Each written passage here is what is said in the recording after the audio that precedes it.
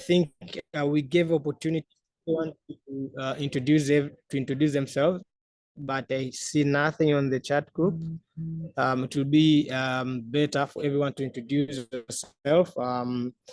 Just write your name, who you are, what you do, and where you came from. Yeah, so that we can identify who is in this room right now. So let's take like 1 minute to do that. I like to hear from everyone, like who are you, what you do as a business, and yeah, who are you and what you do as a business. Yes.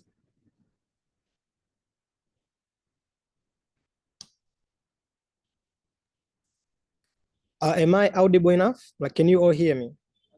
Yes, I can hear you. Yeah. See here, everyone is very quiet. It's concerning. One thing that I hate on my session is like talking by myself. Maybe Nice, can you introduce yourself? Who you are, what you do? Then after Nice, you can just unmute and then speak your name and what you do. Okay, hi everyone. Hi, Nice. Okay, hope you can hear me. My name is Nice Nicholas Mkonjora. I'm from Dar es Salaam, Tanzania. I'm a medical doctor, but also I'm a health tech enthusiast. I'm the founder and CEO of Mindful Mastery Limited. We are working on leveraging technology to increase accessibility of mental health care services and at user convenience. Yes, currently working on our first project called Akili Yangu application. Glad to be here. Okay, thank you, Nice. Can I hear from Godfrey Nunu?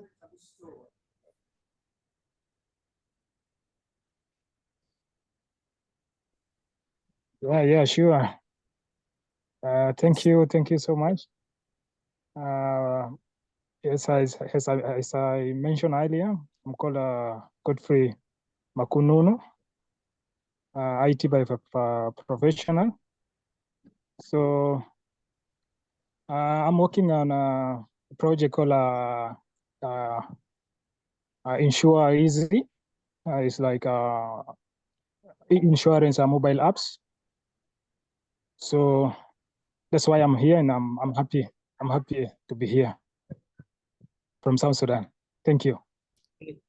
Hey, thank you.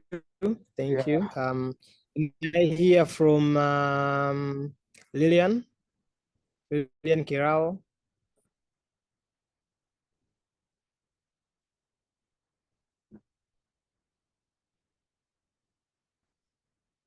Lilian, are you not here?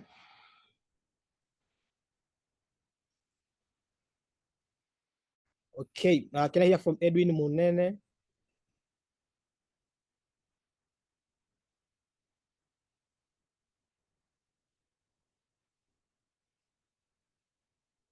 Okay, so it seems like nobody wants to speak. Yeah, then I can start. Hello, Yes. do you hear me? Yes, I can hear you. Yes, I'm Sandrine. I'm from Rwanda. My business is Afrinata Company Limited. We are raising technology about food industry, especially with interest in raising poultry production, and it's a value chain product. Okay, thank you. Nice to be here with you. Okay, thank you. We have some introductions from the chat. Some people who have introduced themselves in the chat. We have Godfrey saying, hi everyone, my name is Godfrey Maku from South Sudan and IT by profession. Daniel. Also, we have Iman Mustafa. We have Sydney Maloba, Joyce Flavian, and Lillian Kirao. Yes. Okay, thank you everyone. Then I'm going to share my screen. Okay, so I want you all to confirm if you can see my screen. Yes, can you all see my screen? Yes, we can. Thank you. Yeah, we can see. Yeah. Yeah, so as I introduce myself, my name is Joseph Manfred Mwanyika. I work with Innovate Ventures. Innovate Ventures is a venture supporting company. We are supporting startup from early stage, having helped them throughout mentorship, technical assistance, and then investment readiness. And also we are connecting most promising startup with investors, and then help them reach their next milestone. Yes, as we have discussed, today's session is about investors' readiness. So we are going to cover on how to ensure your business is best placed for investment attraction. I think this is the most question that most innovators ask themselves, is like, how can I attract or convince investor to invest in my business? So, there's like quite a huge process for you to reach the point that investor will be interested in you. So what we're going to discuss today is step by step on how you can position yourself on becoming investment attractive, and how can you make sure that your business or your team is positioned in a sense that an investor, when they take a look at you, they'll be able to say, this is the startup that I want to work with, or startup that I want to put money on. Yes, then we are going to cover sources of potential funding, value proposition, market opportunity, management capability, execution plan, exit strategy and evaluation, and 10 element all investor want. So these are things that investors are looking at to when they're trying to make their investment decision, and then how to position your pitch or your business to maybe to convince an investor. Yes. So before we proceed, maybe I want to hear from everyone experience here. When you hear investment readiness, what the first thing that come into your mind? Or when you hear maybe investment, let's say when you hear investment, what the first thing that come into your mind? Anyone can just unmute, and then you can explain.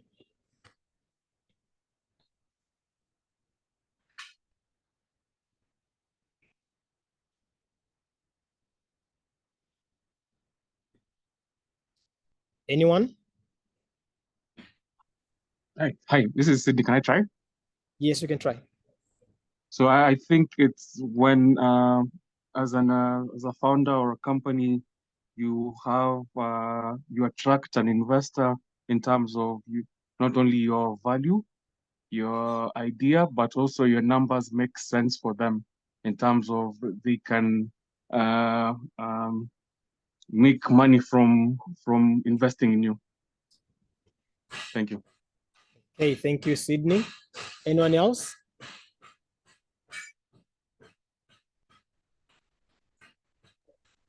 Okay, thank you. I'm Sandrine again.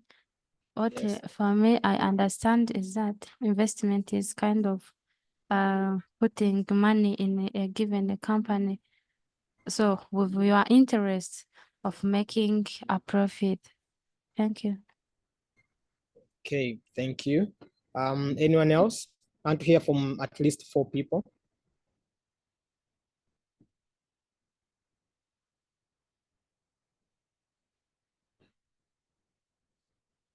Anyone else would like to go next? Or you can say anything you know about investment.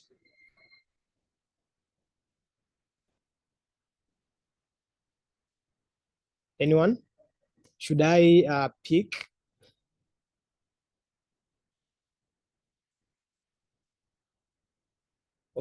Okay. I'm going to select randomly. Specios, can you tell a little bit about your experience or your knowledge on investment? What comes into your mind when you hear about investment? Thank you very much. What I can hear about investment, I think the people who want to invest in your company, maybe they can be your partners so that we can work together to make a profit. Thank you. Okay, thank you, Specios. who next? Charlotte? You wanna go next? Actually, I'm selecting to go next.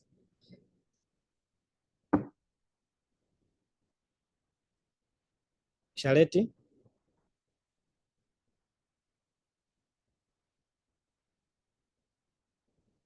Okay, Chris Malek.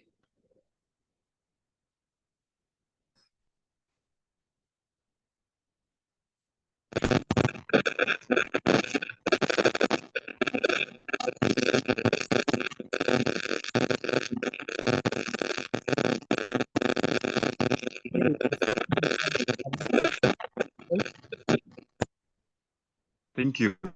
Yes, To me, investment, I would say it's the process in which either individuals or a group of people are putting on kind in regard to get profit out of it. It can be in kind or it can be in capital as well. Thank you. Okay, thank you, Chris. Yeah, so you all. Can you mute? Yes, I was saying you're all correct.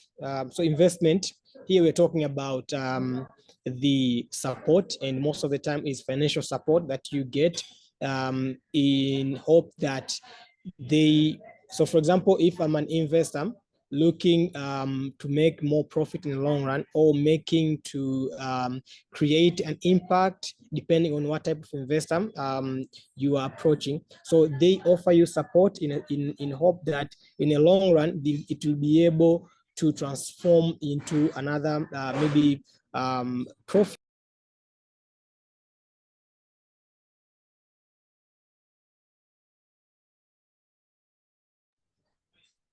Okay, was I on mute? You're now back. Sorry. Okay, yeah.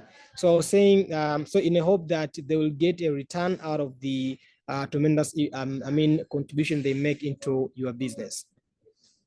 So here we have different source of funding.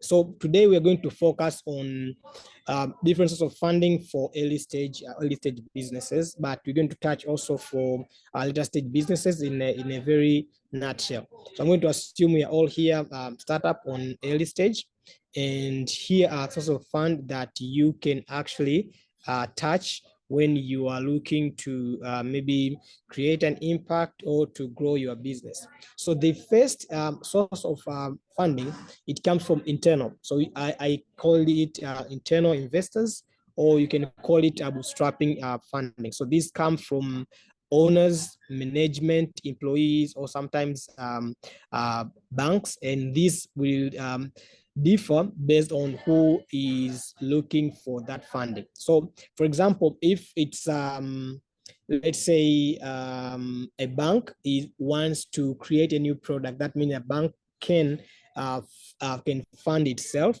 But let's say if you are an employee, you want to start your business, or you are a management of a certain company and you want maybe to create a new product, or you want to maybe reach next milestone into the product that you have, the first investment that you can have in internal investment can be maybe from the management budget, or from your own source of fund as an employee looking to start your own business. So if you are an owner and you're looking to start as a business, or maybe to scale your product or reach next milestone, that means you can also use your own funding to start that business. And then so on bootstrapping funding, here we're talking about also you can also rely on family, friends, or even your own savings to start your business. And most of the time, this is for a business that is looking to start.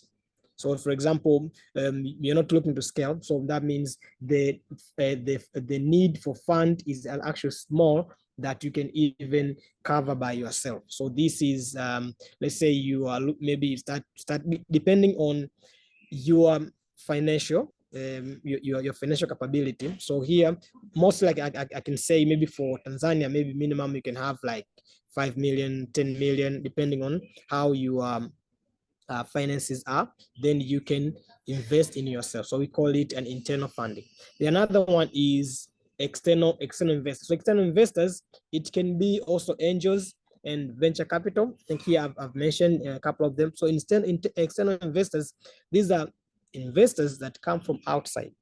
Yeah, so they can come in to complement on the process that you've started, the progress that you are currently making. And most of them, they come in after seeing a certain step that you have taken and your business is promising. So they'll take interest in what you are doing. And also for early stage, they'll mostly look at maybe, do you have a prototype? Do you have an MVP? Do you have a team? What do you have for them to say, okay, now you've started here and they're going to help you from where you are to a certain stage that you are going. So these can be the shareholders that you approach someone, say, okay, now I'm looking for shareholders, but then I want you to contribute a certain amount of money for you to have shares and then to be contributors for to help me grow the business. And then it can be government grant, or can be supply chain partners. It can be any kind of, or sometimes with VC, JV, different kind of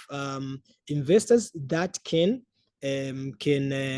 contribute and then be also part of your support. And then there are angel investors. Before I proceed, who have heard here about angel investors? And what is your experience with angel investors? Maybe for someone that have, maybe is looking to raise money, or I've heard someone raise a certain amount of money. Maybe you can tell us your experience on angel investment. Maybe who are the angel investors? On your own words, of course. Ronald, do you want to go first?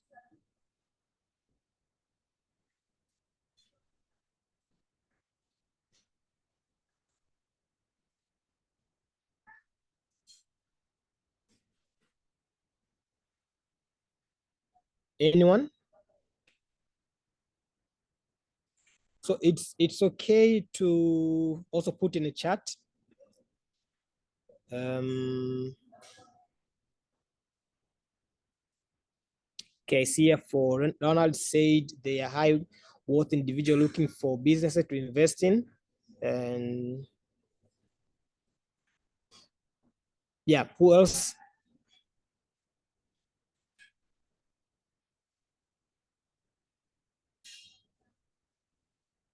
Okay, so I think Ronald, you are correct. These are some people with money looking to invest and making a contribution to the business world.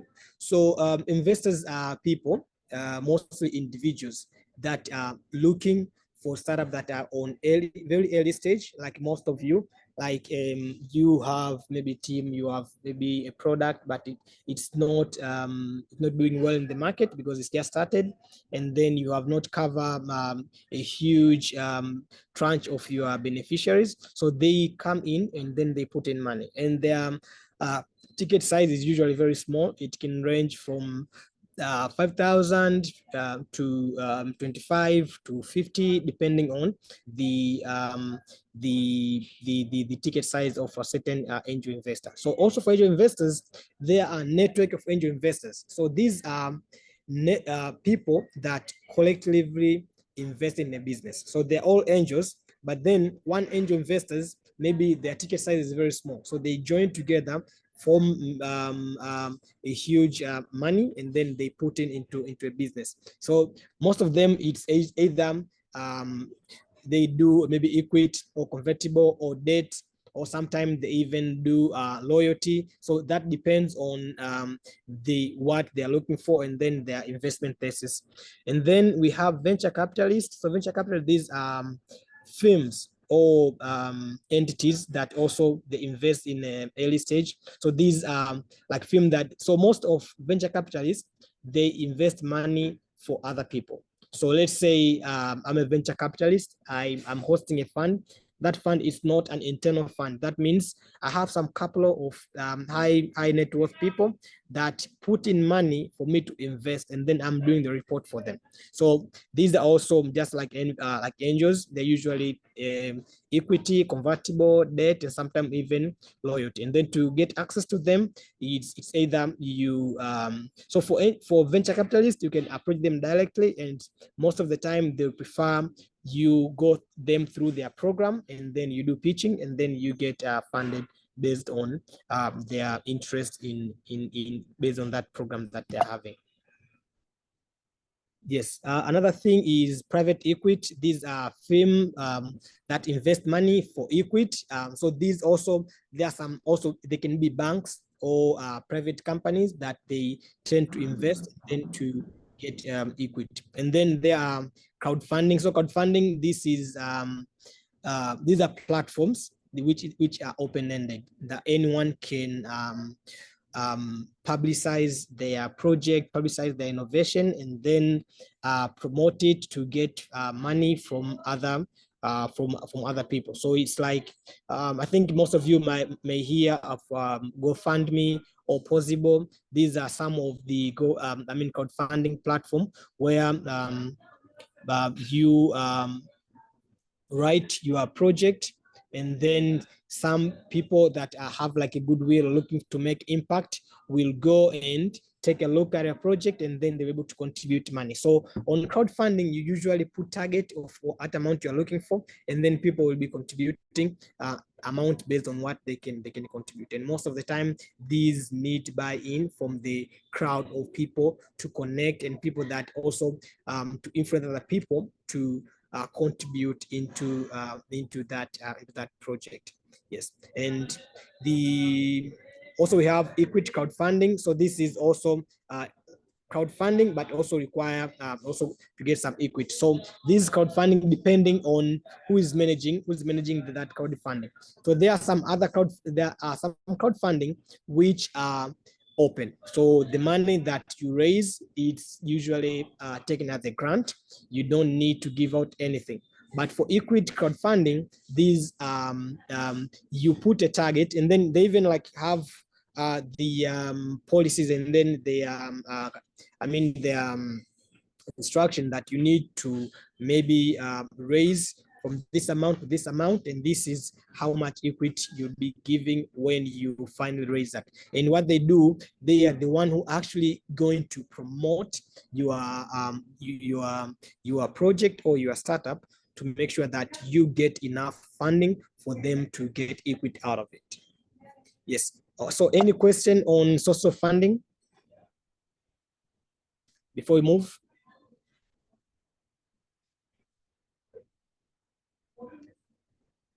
Question?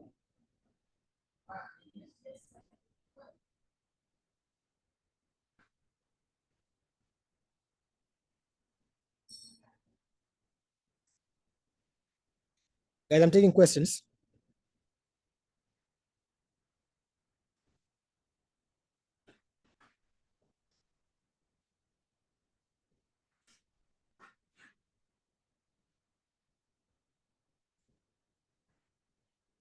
Yes, I see a question from Sydney. So Sydney is asking, what about grants? So I think I've mentioned here somewhere. Yeah, okay, this I just put government grant, but these are all grants. So also grants, also source of funding. And so grants, these are money that you don't need to pay back or to give out anything. So most of the time, these are from donors, or yeah, it can be from donors or other ESO supporting based on their program. And what is required from the grant is actually for you to report the impact that you are making. So most people that give out grant, they have their target, like they give grants maybe in a climate action. So in the climate action, they give you money, and then you need to promise what you're going to give them when they give that money. But to give out, I mean, it's sense of the result that is going to happen. So for example, if I'm giving you 50,000 USD on climate action, then you're going to say, okay, maybe I'm going to reduce maybe carbon emission at this percent, or I'm going to maybe help some communities maybe with having renewable energy facilities, or set up solar, so then help them maybe get power, light, or anything. So it's just like they are looking for the impact that you're going to make with the money that they are giving you. So these are free money. You don't need to give them back. The only thing that you need to do is to give them the report based on what you promised when you are seeking for that fund. Yes. Any other question?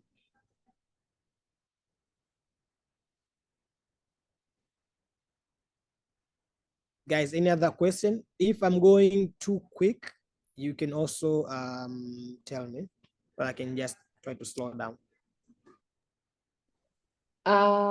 Joseph, I have a question from my inbox. Someone is Yes. asking, what is the difference between equity crowdfunding? Okay, a big difference between equity crowdfunding and crowdfunding itself. Yes. So the difference is very small.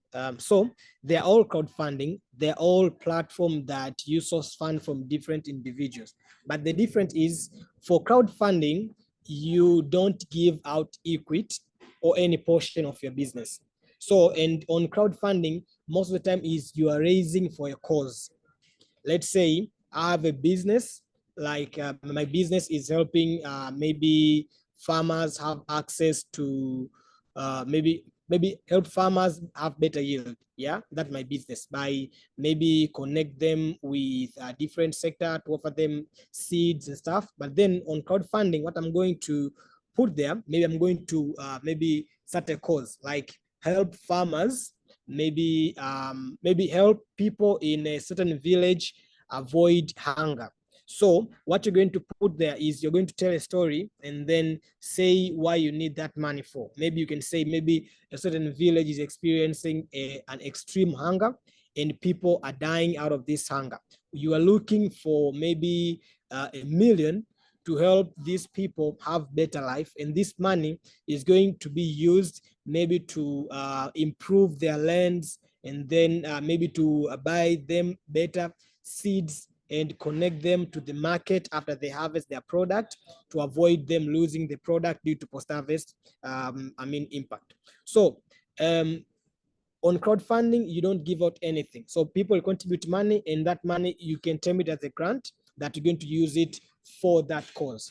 But then for equity crowdfunding, this is you have your business, you say you start off your business, what you do and what impact you're creating and what you're doing with your customers and what are you looking for. So let's say maybe you are looking for maybe 500,000 euro, and that money is going to be used maybe to build more facilities for you to serve more customers, and then maybe other money is going to be used for customer acquisition or market expansion. So different sources, but at this crowdfunding, you actually give out equity because they are going to help you fundraise for that money. They are going to promote your project, going to promote your business so that you can get that money, and out of that money that you're going to get, you're going to give out the equity out of that. So if, like, say I'm raising for maybe 2 million, and out of this 2 million, when I get this 2 million,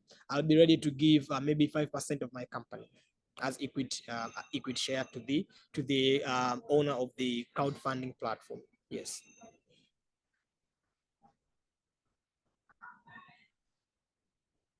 Any other question?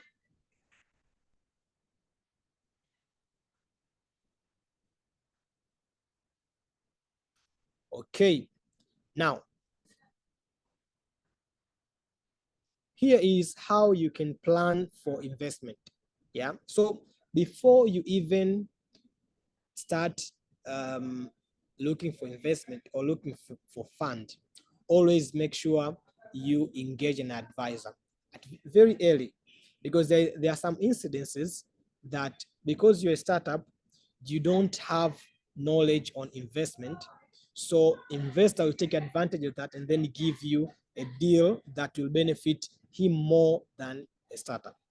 So you maybe without engaging or talking to an advisor, you'll end up giving out maybe a huge amount of equity, because now it will be a case that, okay, you are looking for this amount, then what's your valuation? Maybe you don't even know about valuation. So they'll just give you a lot of word, a lot of convincing, and then okay, this makes sense. They'll give you like different calculation that you don't even understand. But since you're looking for money, you will give out maybe something that you're not even supposed to give out on maybe you'll give out a huge value than you're supposed to. So engaging an advisor very early, it's easy for even them to advise you.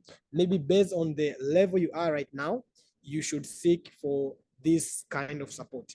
Maybe based on the size you are right now, you don't even need to look for investment or any funding. Maybe right now, just look for grant, maybe to help you maybe prototype or build your first MVP. So these are things that you should do and you should know. First, you should understand about the deal.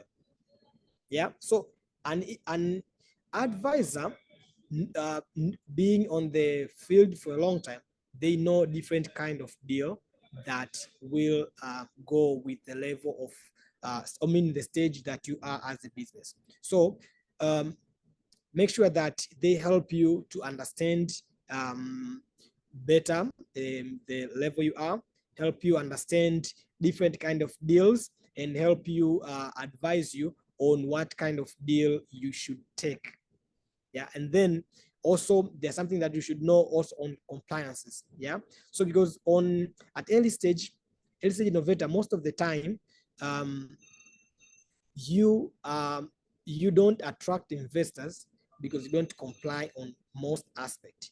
It can be on aspect of tax, it can be on aspect of maybe policies, aspect of different regulation, or maybe aspect of maybe capability of a team to run that business. So compliance is also very important. And then you should know there are different implications on different compliance that you are trying to make. So maybe you want to maybe register for tax. What are the implications? What you should know when you're trying to register for tax? Maybe you should have this kind of information, or maybe you should know that you need to file every month. Maybe you should know different angles that you need to know as a business before you even go out maybe to register for tax, or maybe you go out register for maybe license, register for anything. So engaging advisor very early, it will help you understand this better instead of you making wrong decision that you're going to regret on the long run. And then also intellectual property. Then you should know based on your innovation, what kind of intellectual property you need. Do you need maybe copyright? Do you need patent? What do you need to protect your innovation? So on innovation, also you need to know like what aspect of your innovation you need to protect.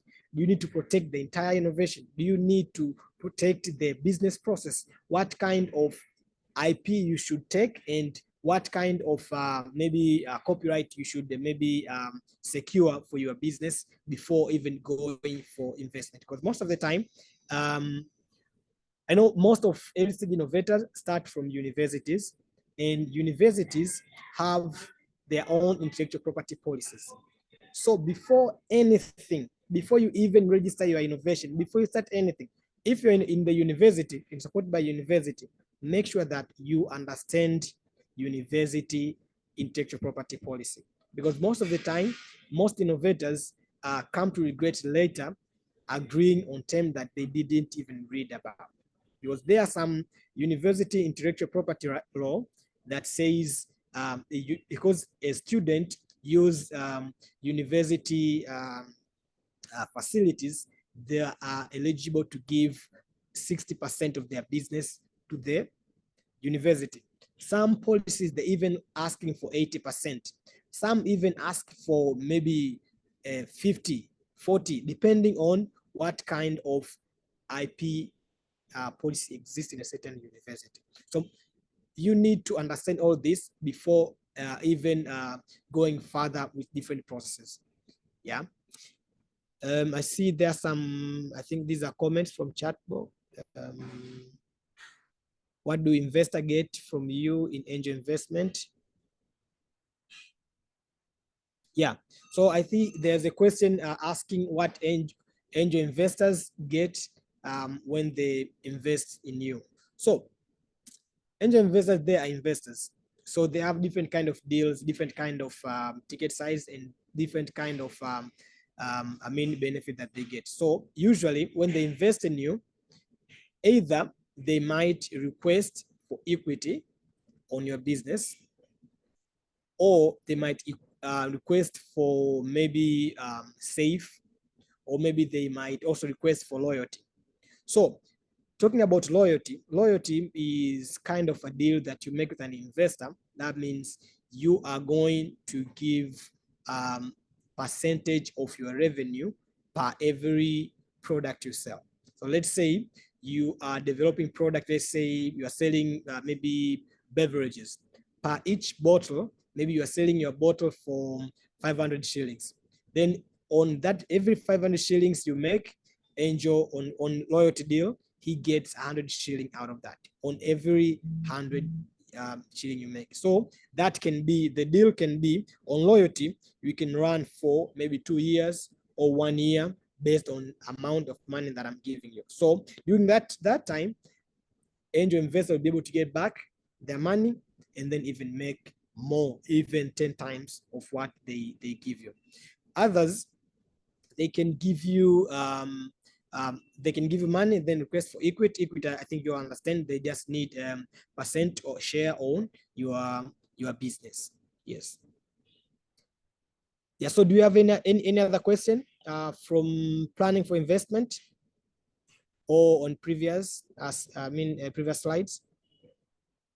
You can unmute or you can just drop it into a chat box as we proceed. Yes, so after you have planned for investment, so as part of planning for investment, you also need to know your value proposition. Yeah, before you go to any investor, you need to go to know your value proposition. These are things that they will ask. Yeah, so one thing that you need to ask yourself, why is your product innovative? So on why your product is innovative is because you're going to an investor looking for money at early stage. So at an early stage, that means you don't have a lot of things to promise to. So the only thing that you have is your innovation, is your product. So you need to convince them, why is your product innovative? There are different product, different innovation that are doing similar work as you're doing. So how do you stand out against them?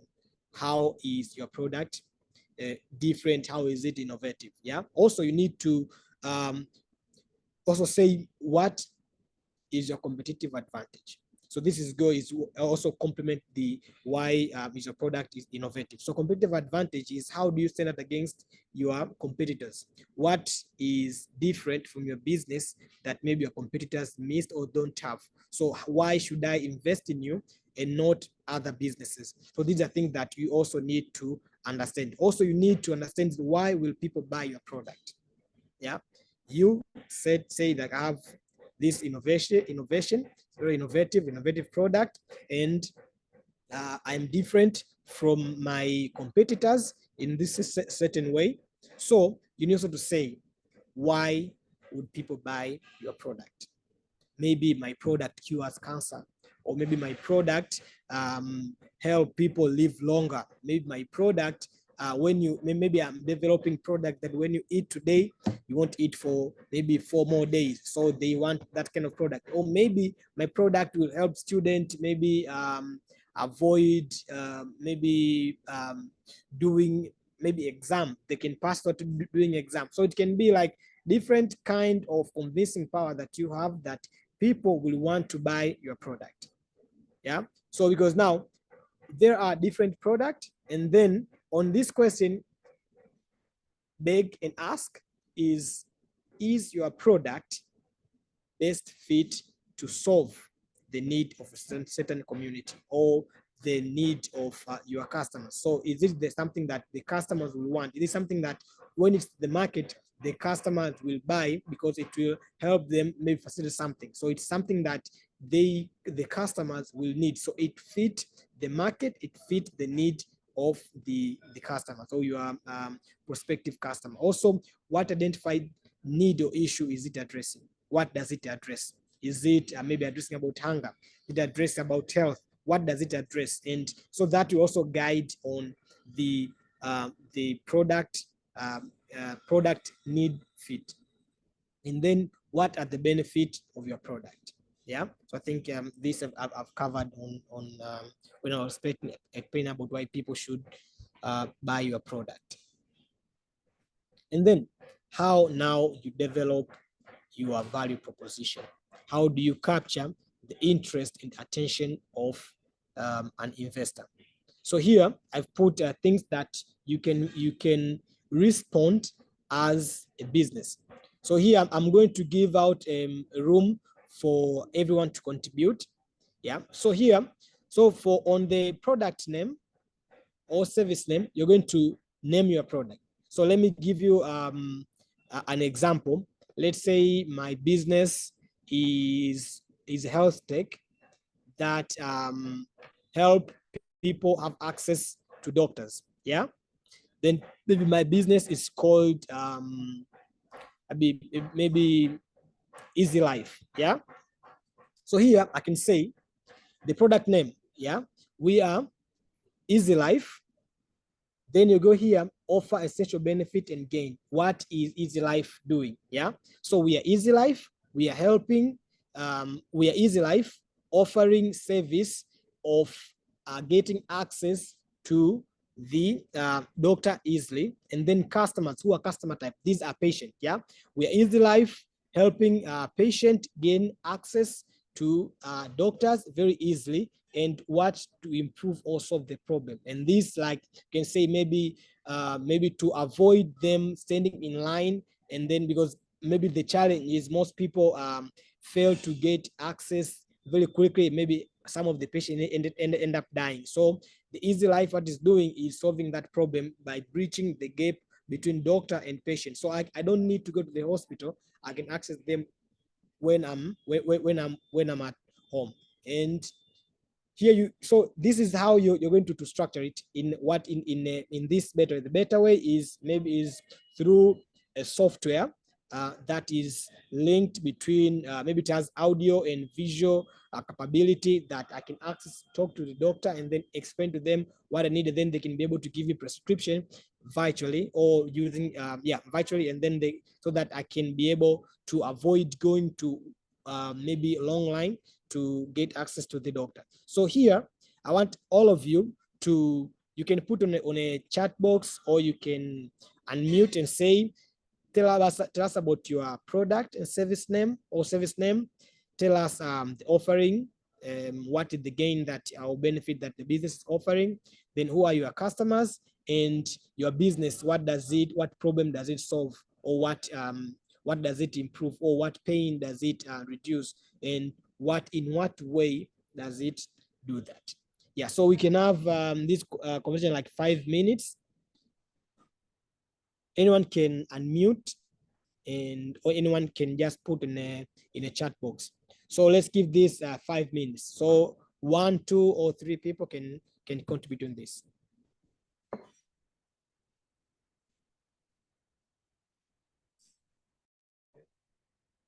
Thank you. Can I start? Yes, you can start. Okay, I'm Specials Ngavire. My service name is Smart Motorcycles. What we offer, we are revolutionizing the security of motorcycles and making price stable. Our customers are motorcyclist users. What we are solving the problem of motorcycle storing and the death of motorcycles, because some of them can kill a motor driver so that they can steal their motors. We are developing a tools which will help the users to secure the motorcycles and the customer to pay based on travel distance. Thank you.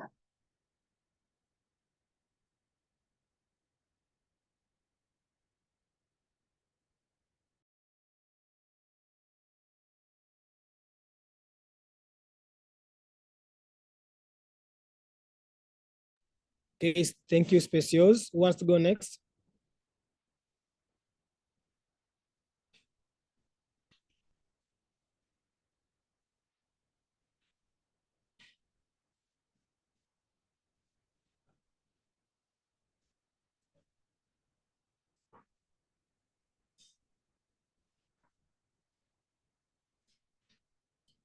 Yes, you can unmute or you can put on your chat box. We're all here to learn.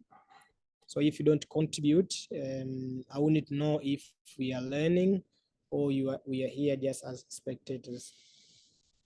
So let's keep the engagement alive.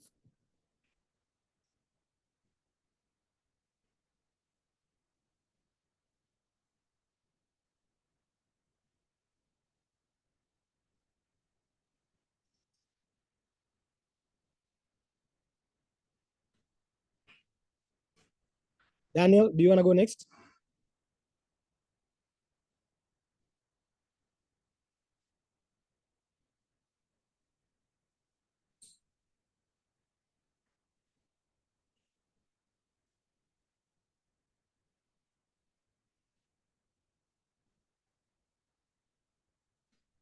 Daniel? I can go next. Yes. Loud. Yes. So, hi everyone. I am Wayne Egesa Otema. So, my product name is called Ishara, and at Ishara, the essential service we're offering is sign language translation through a mobile application that we have developed. The customer we are targeting is enterprises and hospitals, particularly, to use this service to translate the communication with the deaf community. So the problem our solution addresses is the challenge of communication between the differently hearing community and the hearing community, and we try to remove the pain of and inclusivity for the deaf community, help them feel included in this. And in this better way, I believe, okay, now in that, the final section of it, in this way, we believe that we'll be able to create a more inclusive society that the deaf community are fully engaged and they can be part of the community. And we can drastically improve and make them feel included in society.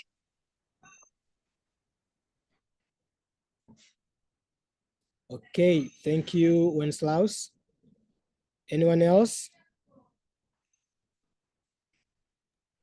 Joseph, we have a question in the chat from Chris Malek.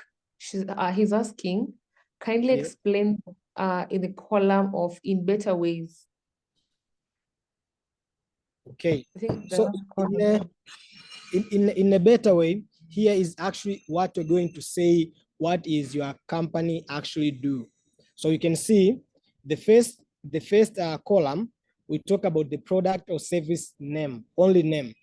And then the second offers this essential benefit. This is like what is offering. And then here the customer type. And then here is to improve and solve the problem or pain of. But in a better way, this is how. This is the how. How is your business doing it? Do you have maybe a software? Or do you, like Winston was saying, they have like a system that they use to translate. So their service is the system, maybe it's a system. Or maybe another person can say, maybe I have a business, maybe I have maybe a storage. Yeah. So this is the how. How are you doing it? Like how is, in a better way, is that the strategy or the offering that you're doing. This is talking about the how. This is like the actual product that you have, that you are using to convince someone that, okay, this is the better way to do this by using this product or service that I'm offering.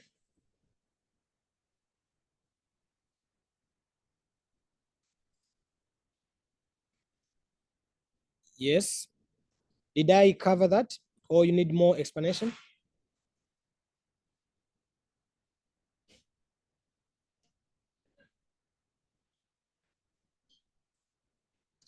Okay, I see in the chat box someone say, okay, Nice is saying, Akili Yangu app leverage on AI machine learning to enable timely and remote access of mental health care, enhancing awareness of mental health in a society. The focusing on youth and adult population, we solve the problem of mental health challenge, highly prevalent due to stigma and few experts available, while envisioning society where everyone has a tool and resource needed to thrive mentally. Yes. So here you can see so the product is Akili Yangu. Yeah. The essential benefit and gain is it mental health awareness that you're offering? For some reason I can't access the chat box again. Okay. And then the customers, these are the, so your customers, is it the hospital or the mental health patient? You can unmute and explain a little bit, Nice. My customers are the adult and youth population who are either facing mental health challenges or they want to improve their mental wellness. The hospitals are my partners because they are going to be able to still provide the same service but remotely via my application. Okay, then you are solving the problem of accessing of that service, right? Yes, access mental to mental health care. Yes, and then in a better way, that means you are offering a platform. Is it an app or? Yes, it is an app. You're offering through the app. That means you are better way that people can have access, or maybe doctors through the app, or maybe access to maybe information or different content through the app. Yes. So another thing of looking at this, you can look at this as your elevator pitch. So by using these steps, you can be able to develop your elevator pitch that you can be able to convince an investor in less than a minute. So because now you know your product name, you know what you offer, you know your customer, you know what you're solving, and you know how you're doing it. So it's easy for you to convince someone without using a lot of words. One of the things that is a red flag for most investors is someone trying to use a lot of words to explaining what they're doing. That looks like you don't even understand what you're doing as a business. Yes, do we have any last two comments? We have two from the chat. Okay, have from Daniel. Daniel has the product is morning flavor, and their offering is provide protein-rich and tasty peanut butter, enhanced with soy milk to boost nutritional value, catering to people looking for healthy alternative. They are improving individual seeking. They're improving or solve the problem of individual seeking natural high protein food product for balanced diet. And the better way is a delicious, easy to consume product. Nice, can you mute? Consume product combining peanut, soy milk, improve health and well-being by providing essential nutrient. The customer is a health conscious families, athletes, vegetarians, or anyone looking to enrich their diet with natural protein. Yes, I think you guys are getting this. Veronica is saying NACS yetu provide consolidated event information through digital platform for visitors, resident, and creative in Nakuru, so that creative can increase their income and visitor and resident can save time looking for events and have personalized recommendation. Yes, so this is also a so this is very well structured. Yeah, so I think you guys are getting this. So through this, you can be able to develop your value proposition and develop your elevator pitch to gain access to investor easily. So why I discussed about this. So sometimes is you might meet an investor, and then investor, most of the time, these are very busy people. They won't be able to give you much of their time. So for you to secure meeting with them, you need to capture their interest with very few words and as quick as possible. So maybe you've met an investor, maybe you are on an event, and the only time you can talk with the person is maybe when you are getting food. You are in a line. So that's the only time that you have to talk to the person. So for him to give you a time, because of maybe the busy schedule they have, maybe they can tell, okay, now you can tell me what you do right now. So through this, you'll be able to explain in a very few words on what you're doing and what you able to maybe improve, and what he can all be able to see from what you said, what the benefit that you can get out of your innovation, and how promising is it, and why he should invest in your business. So from there, he can be able to maybe give you their card, and then you can secure another meeting for you to explain in a nutshell of what you are doing and what your business is all about. Yes. Now, also, this is another thing that you need to know when you are looking for investment. This is how you can how to quantify your market opportunities. Yeah. The first thing that you need to know: look at your business. Who are your target customers, and what are you offering? And then you're able to say what is your demographic target. Yeah. So demographic target, you know that your customers are maybe people living in villages, but the demographic are all the villagers your customers, or do you require maybe only men or only women? So you need to know specific demographic of your customers you are targeting. So you need to know what is your demographic target. Also, you need to know what size of your market in terms of finance, or in terms of money value, or in terms of revenue. What size is it? Like $1 million market? Is it like $1 trillion market? So you need also to understand. Also, you need to know how your product or service is scalable. Yeah. So you can say, like, maybe my business right now is serving people in maybe Nairobi or Kampala, but does your business have capability to scale to other markets? Yeah. So what are the opportunity on that market? So maybe right now I'm serving a community of Kampala or Dar es Salaam, or maybe Kinshasa, or maybe different area. But now this is my current my current maybe location that I'm serving. But in the long run, based on the nature of my business and maybe similar problem that solving, I mean, seeing on different communities, it's similar to your market. That means you'll be able to scale into that market, or maybe based on the purchasing power of different community, you'll be able to scale to other communities. So you need to see how is your product or service is scalable, and how can you do it. So you need to know, like, the strategy, the how, the steps on how you can do it. Also, what are the barriers to entry, on how will you address them? Maybe what are hindrances? Is it maybe the policy, or maybe is it maybe the transportation, or maybe is it maybe the capacity, or maybe is it maybe financial barrier? And how will you be able to address these barriers? So before you go to investors, you need to know, because these are questions that these are things that they will ask, the question that they will be keen to understand. So they want to understand your demographic target. They want to understand the, in terms of revenue, how big is the market, in terms of scalable, how quick, or how often, or how like, what is the essence of you to scale, or how is likely for your business to scale to other markets. So because they'll be doing numbers, like, okay, if right now maybe this market that you're serving is $1 million market, and you're able to maybe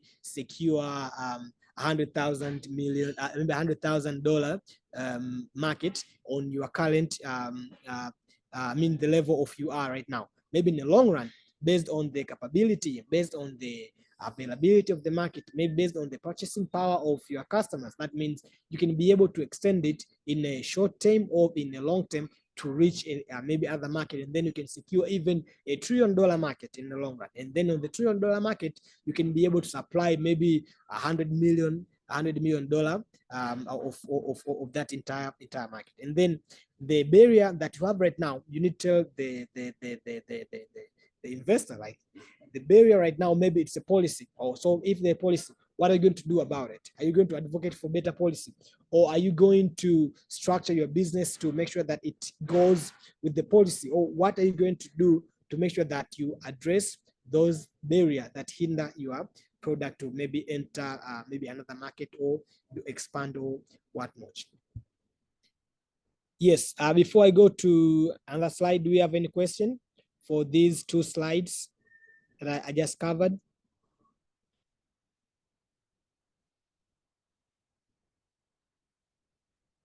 Okay, so for the sake of time, I'll cover some questions at the end. So make sure at any point when you have a question, make sure that you drop it in the chat. I'll be able to respond to them at the end. But if you have any burning question, you can always unmute and then state your question. Sandra, I see you have a mute. Yes, thank you. Yes. My question is, if possible, tell us more about, I want to be able to clarify about scalability and the market opportunity. Thank you. To know more about scalability and the market opportunity. Thank you. Opportunity and scalability. Yes. Okay. We can start with, so market opportunity and scalability, they are complementing each other. So market opportunity is one thing that can guide you on your scalability, and one thing that can tell you if you can scale or not. So market opportunity is we can say it as like availability of a market, or availability of maybe customers, availability of people that you're going to serve. Like, who are they and where can you get them? Are they available? So for example, Sandrine, what is your business dealing with? I'm dealing with raising value of poultry production chain. Poultry production chain. Okay, value chain Yes. of poultry production. Yes. So that means your market are people that are going to maybe buy chickens or eggs, yeah, or maybe some people that are going to buy maybe, okay, so on a poultry, I know chicken, eggs, some will get maybe if you are also do training for the poultry farmers and whatnot. So the market is your the availability. The market is who are the buyers and how is the purchasing power. Let's say maybe you are based in okay, you're based in Africa. Let's take Africa as a total, yeah. And then in Africa, people are more likely maybe we have maybe a shortage of food, yeah, and then shortage of food is, let's say the shortage of food is by 60%. 60% shortage is actually a market opportunity for you. If you are supplying chicken, that means you'll be able to have access of 60% of that is 6% available, which you can be able to address, be able to capture. And then when it comes to scalability is, let's say right now you're only supplying maybe in one country, but then the entire Africa is looking for that product. That means you will be able, your product is needed to different market. That means you have the capability, or you have the capacity, you have the chance to scale to those other markets, to go into that other market. So scalability is you moving from one market that you are solving and go to other market based on the need that is being identified on available market. So that means what you need right now, maybe you are solving maybe in one country. Why? Because maybe you have limited funding. And then if you are going to an investor, like right now, I need maybe $1 million. This $1 million will be able to help me produce more chicken than I can supply the domestic market and the international market. I'll be able to supply to maybe other countries that I need. So that means you'll be able to capture external markets rather than having only be on your own domestic market. Yes. Thank you very much. Another one which is very amazing to my business is that in kind of raising the poultry chain production, also I preserve the product where I add technology and innovation of making egg powder. So thank you. I by now I get how to scale to scale the market. Thank you very much. Okay, thank you, Sandrine. Okay, now we're going to another slide. Now we're going to discuss about things that investors are looking for to make the investment decision. So I've narrowed them down to 10. So we can start first, people.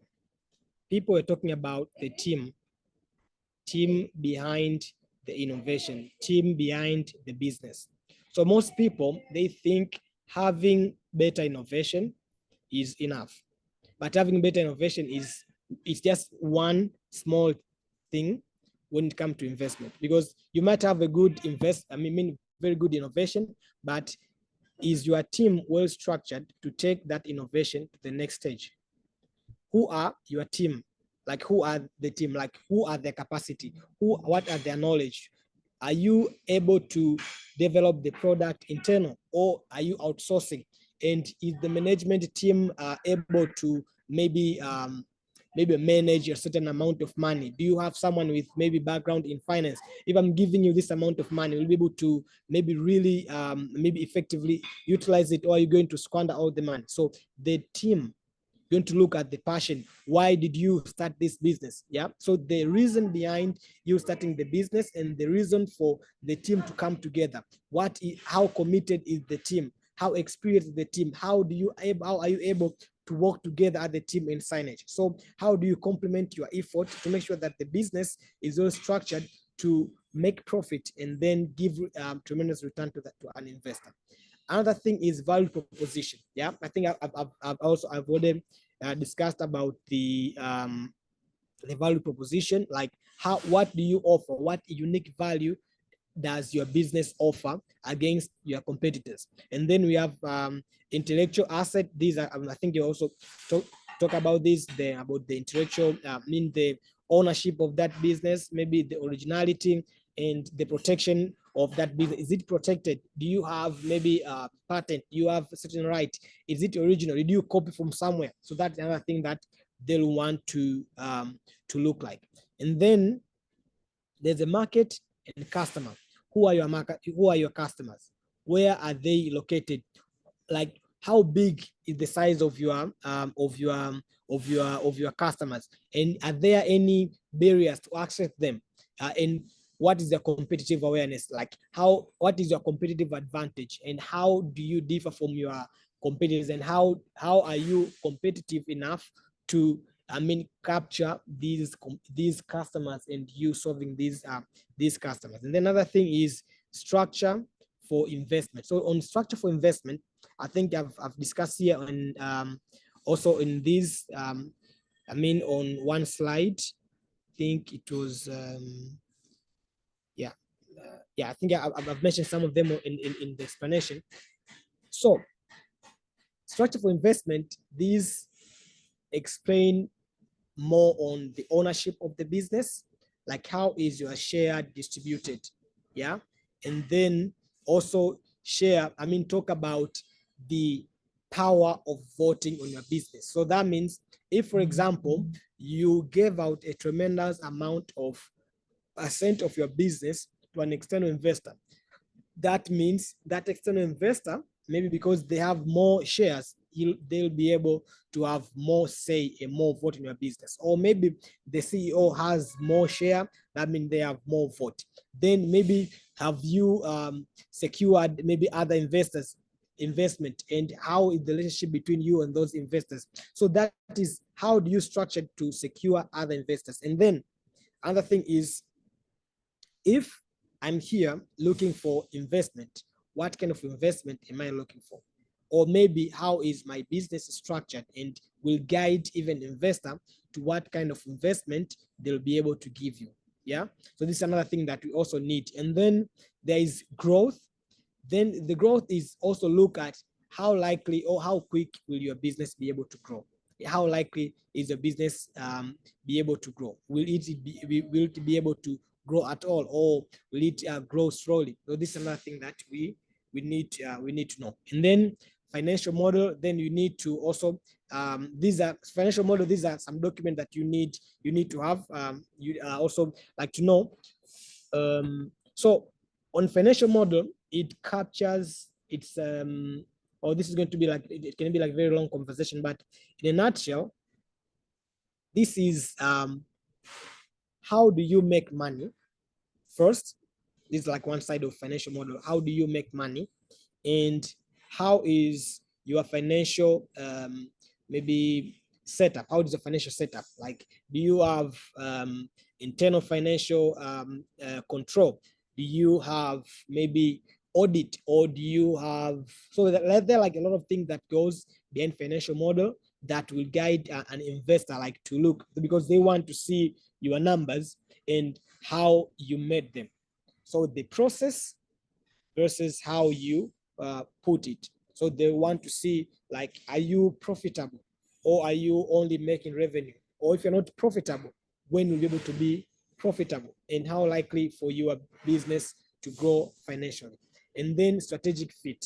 Yeah, the strategic fit, these are also see how you business is positioned. Yeah, so this is like fit with investors' core business or portfolio. That it's like, if maybe I'm an investor looking for startup that only focusing on maybe working with farmers, or maybe business are only on green economy or blue economy, or maybe in maybe education or edtech. So like, how strategic also your business position in that sector? Like you are in a blue economy, but what are you actually, what kind of business is it, and what kind of solution are you offering, and who are your customers, and how big is your customer? So the strategic aspect of it, they also be looking for. And then they also see on exit financial investor, when will you be able to exit, and how quick will you be able to exit?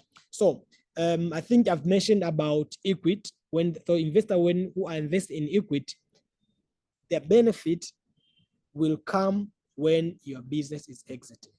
That means your business have made a lot of money, made more profit, and right now wants to list and then exit. So when to that point, that means an investor can exit and actually sell their shares to get a return.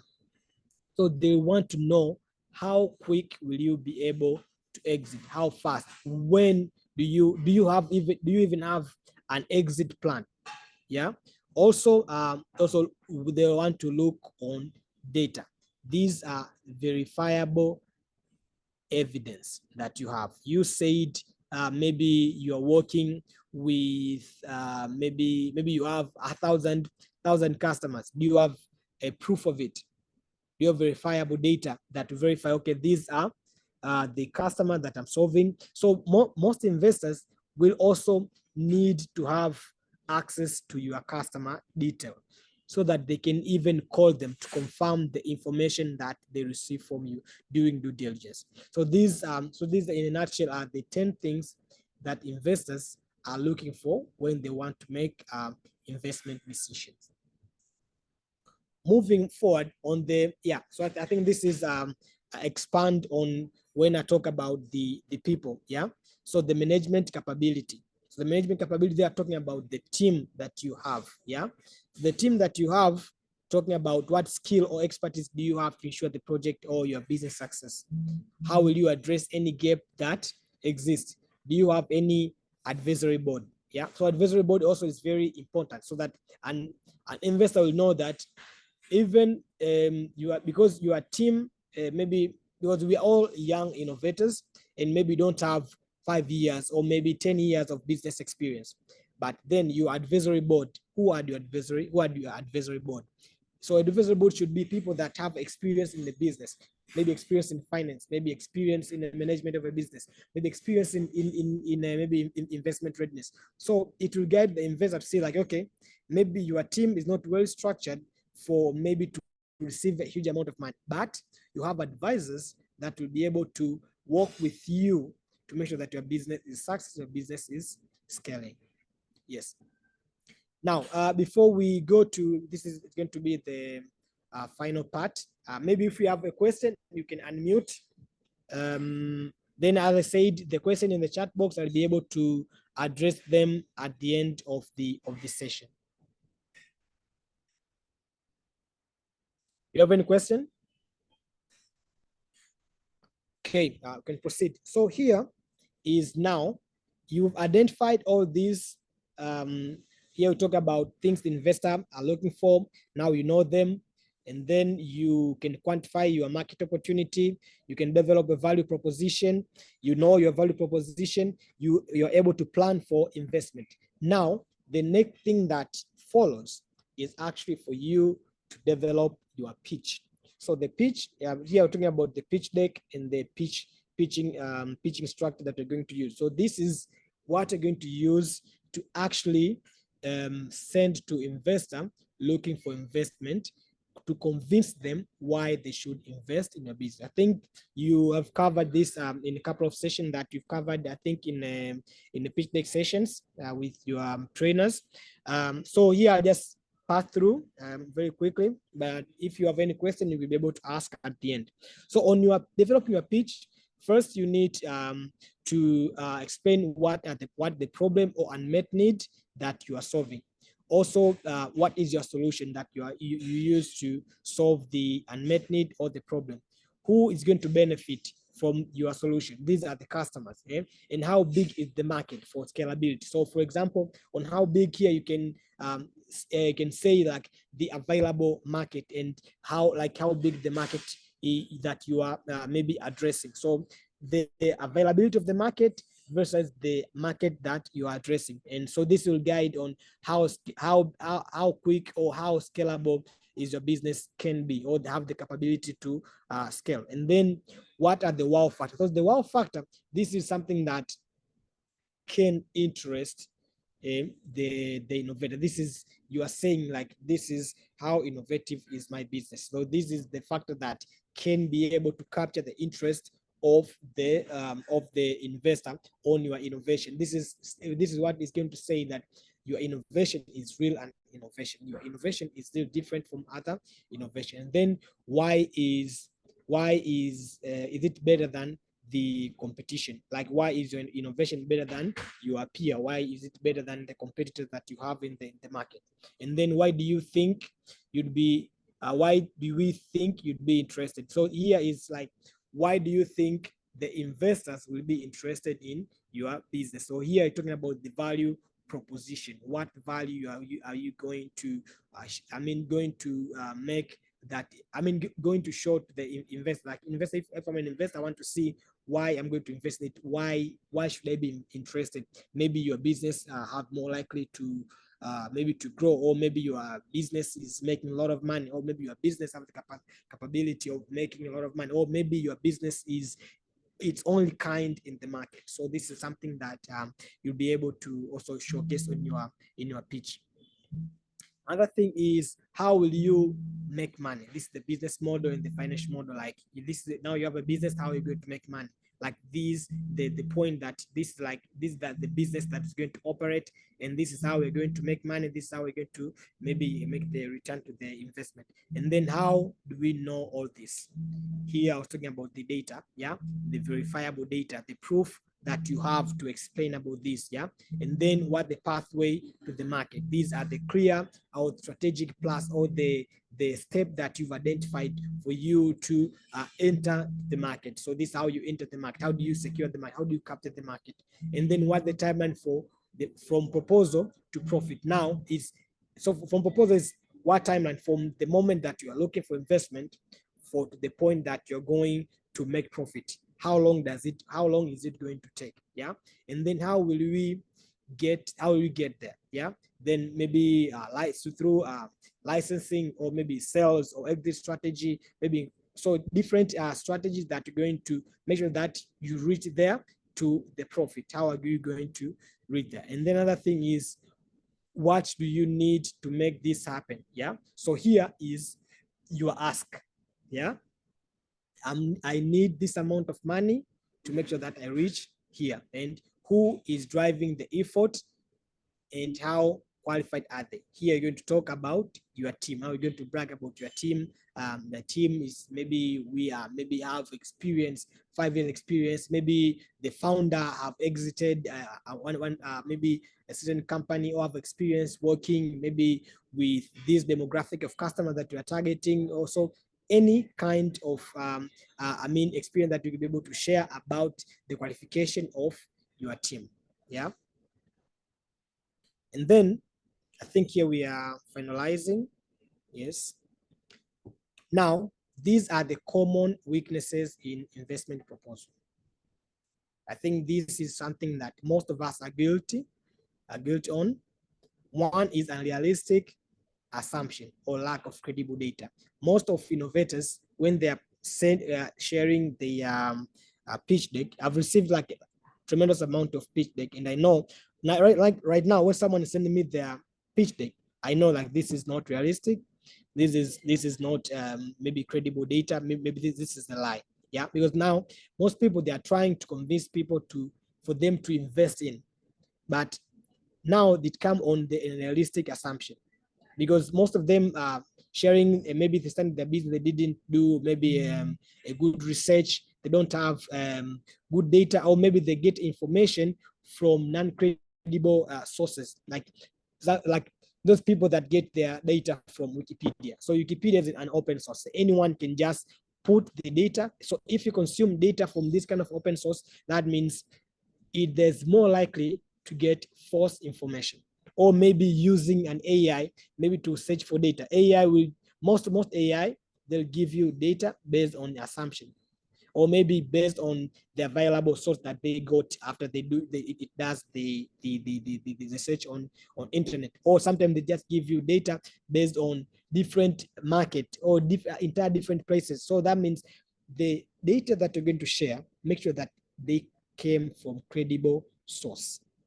Yeah, and then the assumption that you're making, make sure that they are realistic, that maybe it's assumption based on the research that you've done with the community, maybe with different stakeholders, that you are alive to that assumption. Yeah. Another thing is lack of focus or clarity in the business model. So some people, they just like putting a lot of different model. Like, I'm going to do this and this and this, and maybe in the future I'm going to do this. Make sure that you are focused and you articulate very clearly what is your business model. And then weak management team. Yeah.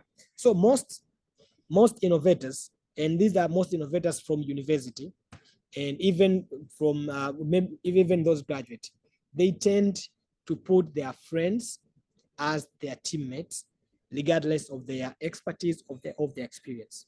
So sometimes because now everyone likes these titles. I'm a CEO, I'm a CTO, I'm CFO, I'm COO. But then, do you know the weight of it? Yeah. Do you have actually the skills or capability to fit on that shoes of that position? So that means you need to have a very strong team for you to go to an investor, because an investor, they're giving you their money. So that means they expect for return.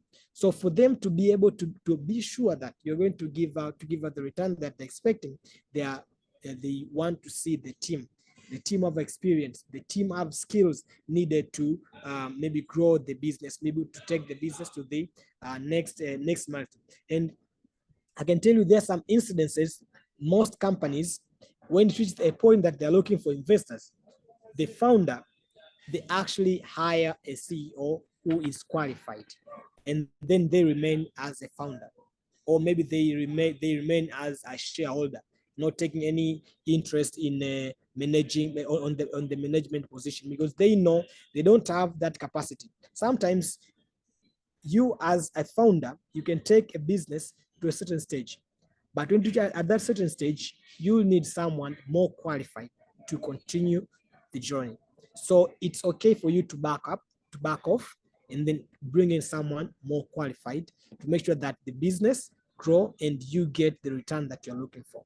Yeah. So it's not necessary for a founder to be the CEO of the company throughout the life of the business. Yeah. So you also need to know your limit, or if you want to maybe continue to be CEO, make sure that you continue to upscale yourself, maybe learn new skills, learn a new management style, maybe also be able to upskill your team, make sure that your team is well equipped and up to date with the information and trend in the current market.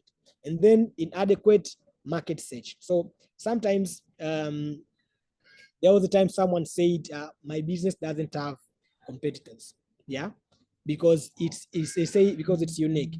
And why most people arrive to that? Because they don't do enough research.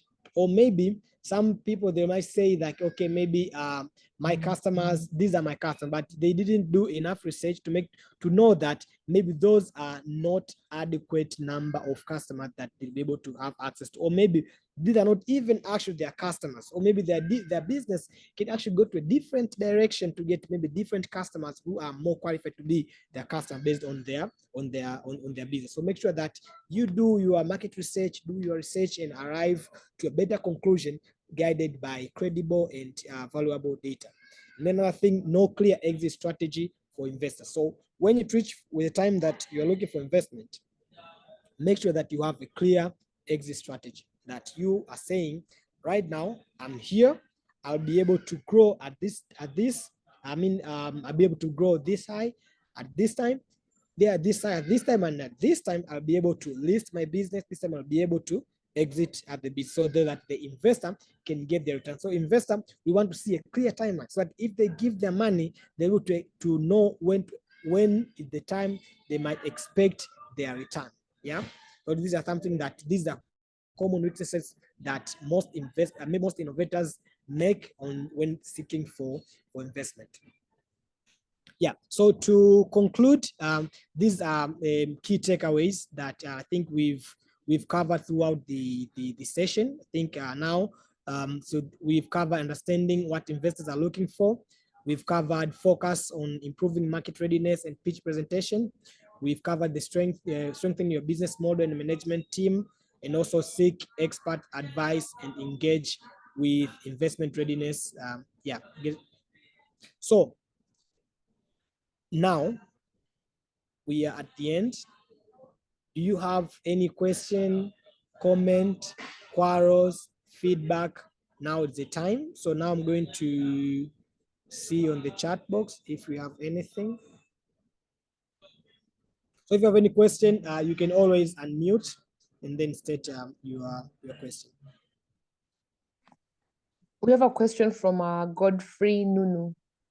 Yes. From the chat. He's asking, my question is that when come to ask, it means one has a limitation to ask. I mean, the amount of money we figure based on your experience. What is your advice?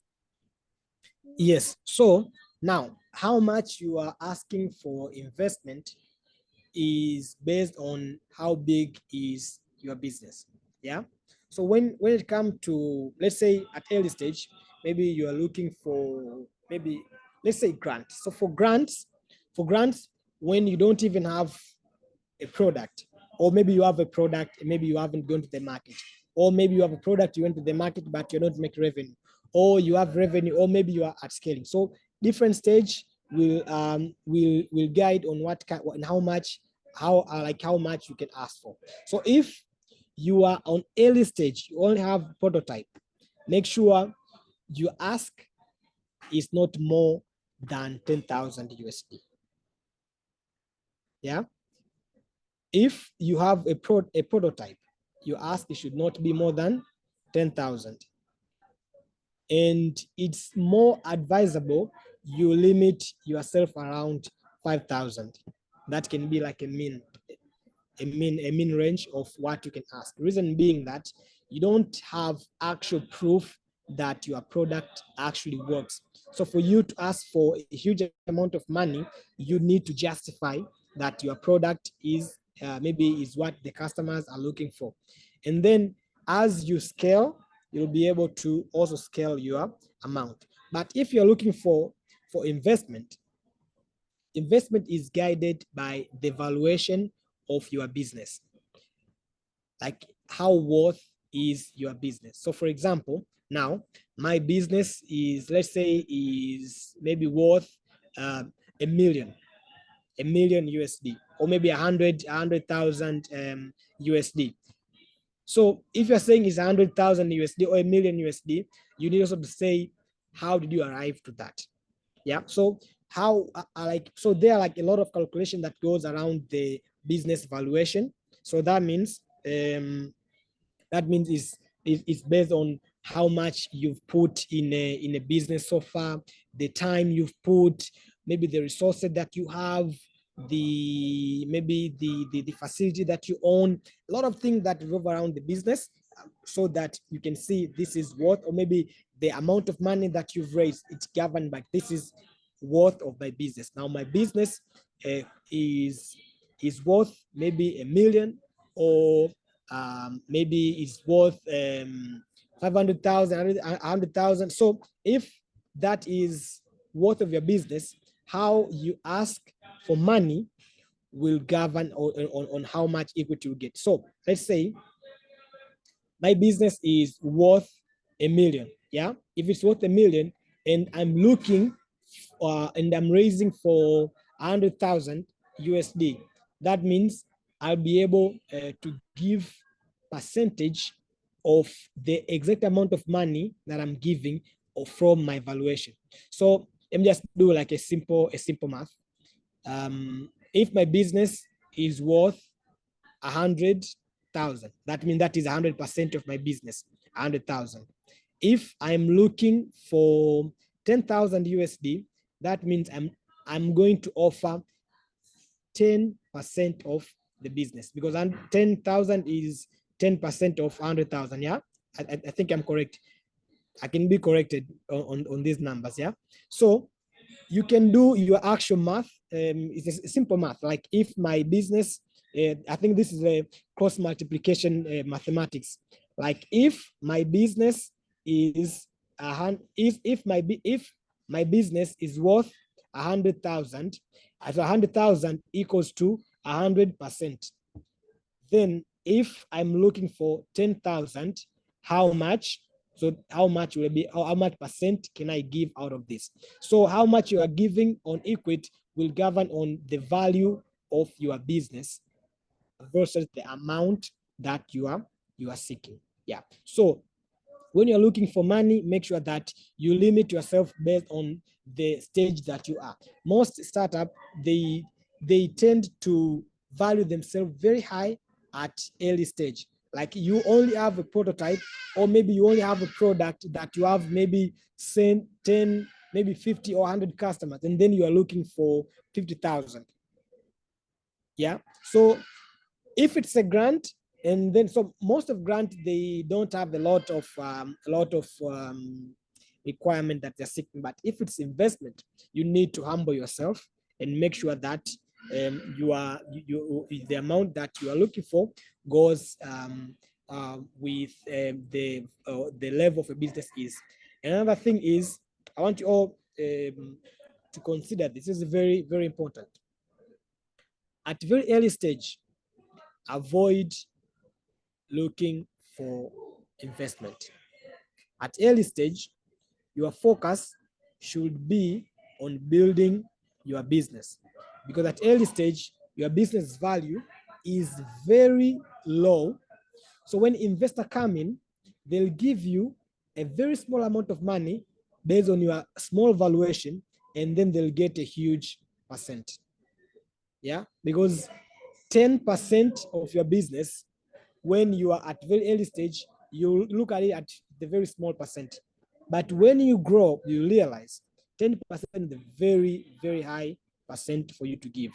So you can see, like I see there some founders, they even give out 25% of their businesses. And then for 20,000 USD, or maybe for 40,000 USD. So at this early stage, you are more vulnerable for the vultures. So vultures, I'm calling them vultures.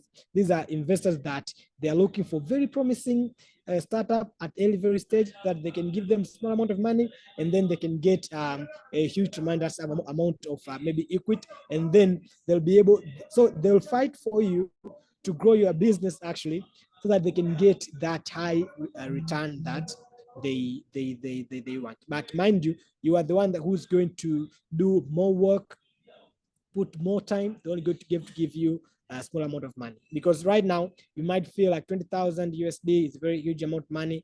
50,000 USD is a very high amount of money. Then you give out a huge amount of a tranche of your business, and at the end of the day, you come to realize when you continue to grow that you made a mistake. So make sure that at early stage, your focus should be on grow your business, find customers, make sure that you make money before you go to seek for any kind of external investor. But seeking for grants, it's okay, because grants, you don't need to give out any amount of your business. I think I covered your questions. Your question, this was from Godfrey, right? From Chris. Right.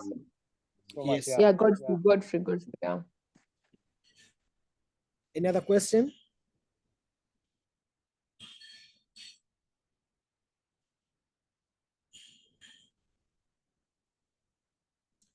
I have a simple question. Like, yes. On the side, you were saying to know the barrier we can meet. How can you know the barriers of your business before you starting? Because all of us, many of us, we have idea. Okay.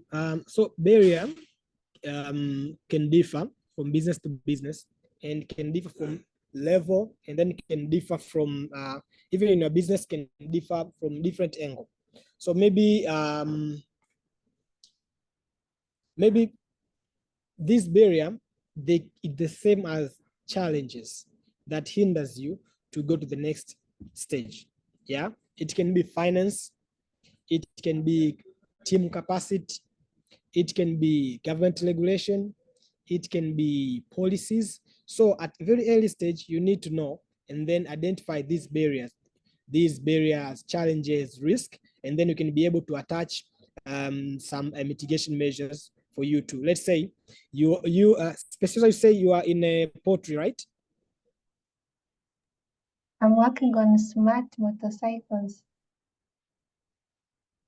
Sorry? Smart motorcycles. Oh, smart motorcycles, yeah. So in smart motorcycles, what are the risks do you think are associated with it, or challenges?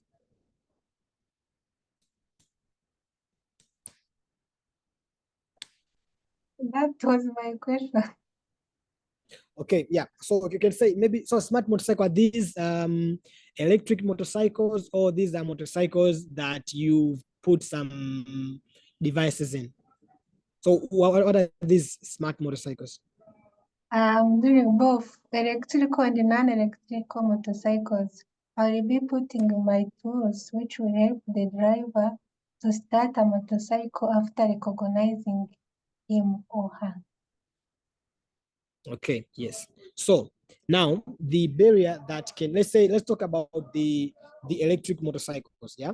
Then the barrier can be maybe access of maybe charger throughout the cities, or maybe because maybe Africa we have electric problem, maybe power outage and stuff, and then or maybe we have maybe the, let's say, someone with skills to solve challenges of these motorcycles. These can be barriers that you can foresee. Like right now you don't have this problem because maybe the motorcycles maybe are new, but when you started using them, and then the charger started maybe having issues, or maybe someone have used the motorcycle and then the battery die.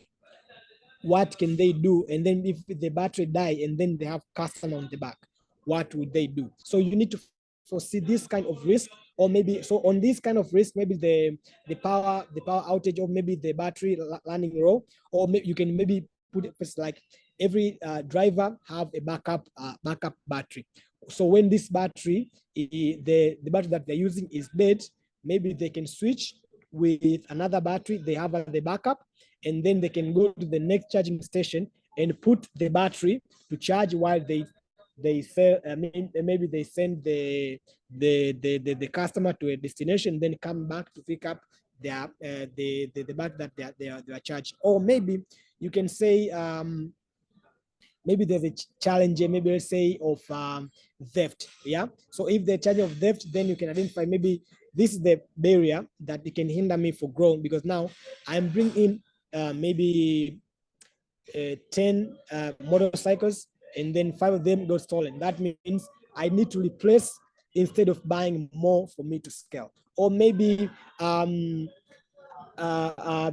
bought 10 motorcycle, and then 5 motorcycle got accident. Yeah, then how can I replace this? Yeah, so you need to see maybe all my motorcycles as a mitigation measure have insurance. Yeah, insurance is very ready and very quick because it's paid a very amount of money, to the point that if my motorcycle got accident today, tomorrow my insurer will get me another one to replace the one. Or maybe, so you can have like, you can foresee different barriers, different challenges, different risks that you can also attach a probability of them happening and mitigation of when they happen, what will you be able to do? Yeah. Okay, thank you. The other thing is, Yes. you said that when you have a prototype, when they ask, you can't go beyond the 10,000 USD. What if your prototype need more than 10,000 USD? Yeah. So, prototype is not a proof of concept. Yeah. So what you need to do is, yeah, I don't think if most of the innovation, I don't think if they need a huge amount of money, if you are, as a founder, have the capacity to do it by yourself. Yeah.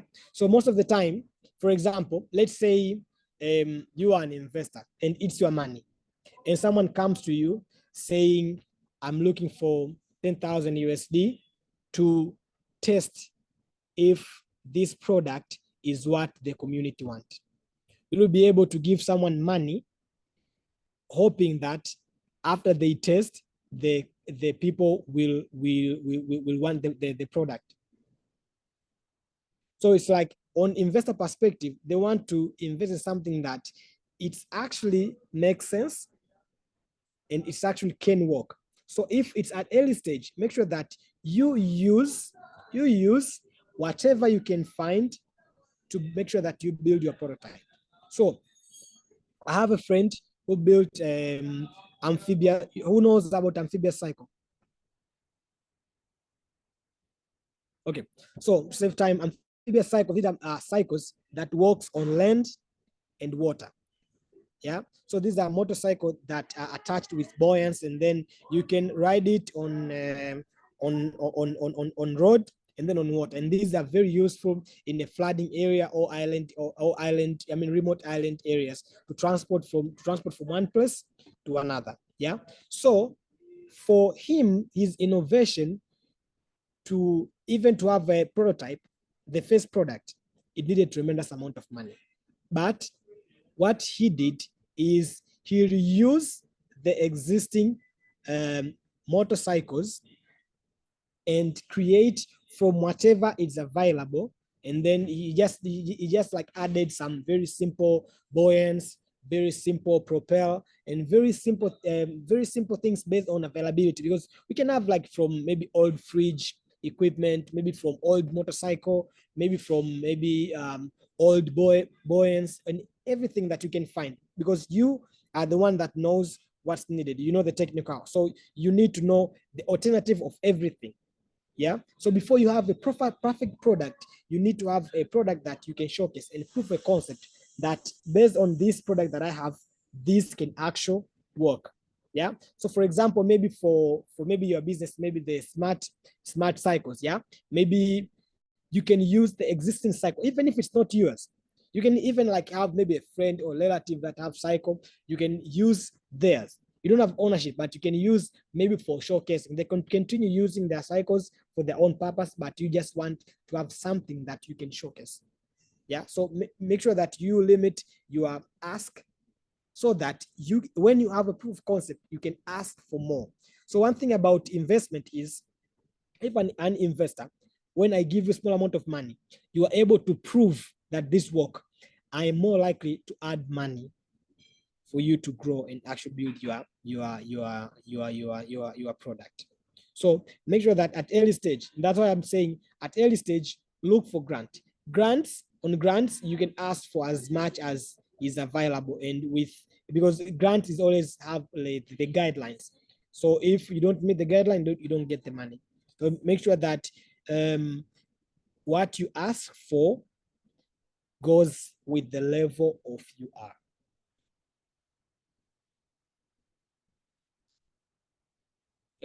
Was I Okay, able thank to? you. Yes. Okay, Yes, thank I you. understood. Yes. Okay, any other question before we close? Question, comment, suggestion?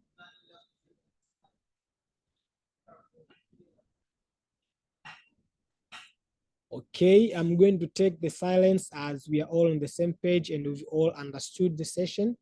I'm going to give back the mic to Edith.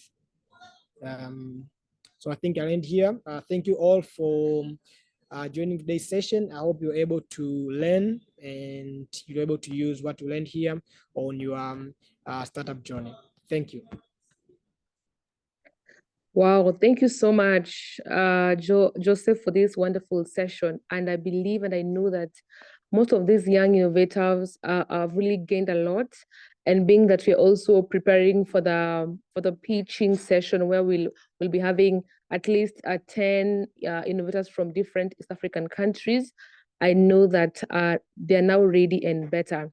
Because I know investments and investor, anything that is money related, people are normally very active and very, very much agile. So could you kindly send, maybe share your contact details, maybe they can share, maybe ask a question later on, if that is okay with you, maybe an email address or maybe contacts, you see, where they can reach out to you one-on-one.